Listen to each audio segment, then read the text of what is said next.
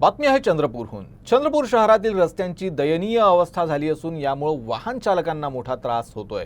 याच विरोधात काँग्रेसने तीव्र आंदोलन केलं। बागला चौक ते कामगार चौक मार्गावरील खड्ड्यांना प्रतिकात्मक नाव देत इव्हेंट आमदार मार्ग असं नामकरण करण्यात आलं।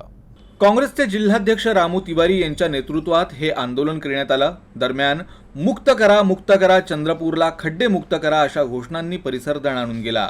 काँग्रेसने Mahatma Gandhi road, Kasturba Gandhi road, Pathanpura engineering college परिसरातील खराब रस्त्यांवरून तीव्र नाराजी व्यक्त करत तात्काळ खड्डे बुजवावे आणि अपूर्ण रस्त्यांची कामं पूर्ण करण्याची तसंच धूळ नियंत्रणासाठी उपाययोजना करण्याची मागणी केली। वेळीच उपाय न झाल्यास अधिक तीव्र आंदोलनाचा इशाराही काँग्रेसने दिला।